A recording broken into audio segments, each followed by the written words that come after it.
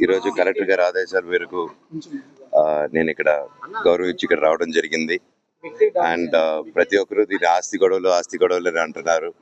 నేను మళ్ళీ చెప్తున్నాను, తిరుపతిలోనే చెప్పాను, అంతకుముందు చెప్పాను, ఇప్పుడు చెప్తాను, ఎప్పుడు అదే మాట మీద ఉంటాను. నేను ఇది ఆస్తి గొడవలు కాదు.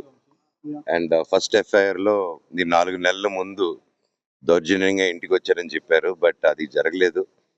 ఎప్పుడు 1.5 year బ్యాక్ వచ్చి అండ్ మేము ఇక్కడే ఉంటూ ఇక్కడే మా వైఫ్, మా పిల్లలు, అమ్మ, నాన్న అందరి కలిసి ఉంటూ హ్యాపీగానే ఉన్నాం.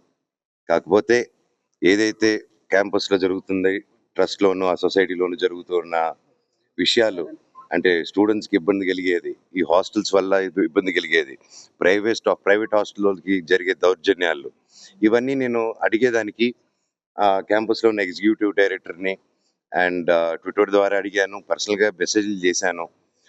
ఇలా స్టూడెంట్స్ ఇబ్బంది పడుతున్నారని అడిగితే ఐ విల్ సూ దెమ్ అని చెప్పాడు ఆయన. నా వాట్సాప్ మెసేజ్లు అవన్నీ నేను సబ్మిట్ చేస్తున్నాను. అంటే పిల్లల్ని క్వశ్చన్ చేస్తే పిల్లల్ని సూ చేస్తాం, మన దగ్గర చదువుకునే పిల్లల్ని. వాళ్ళ తల్లిదండ్రులని మీరు సూ చేస్తారా? So these are the questions నేను రైజ్ చేశాను. కూర్చొని మాట్లాడదామని చెప్పి నేను క్వశ్చన్ చేసేసరికి ఇమీడియట్గా అది వాళ్ళకి నచ్చక దీన్ని ఒక ఆస్తి గొడవలుగాను అండ్ వీడు తాగేసి వచ్చి ఇంట్లో అందరం కొడుతున్నాడని చెప్పో ఇంకా రకరకాలుగా నెరేటివ్స్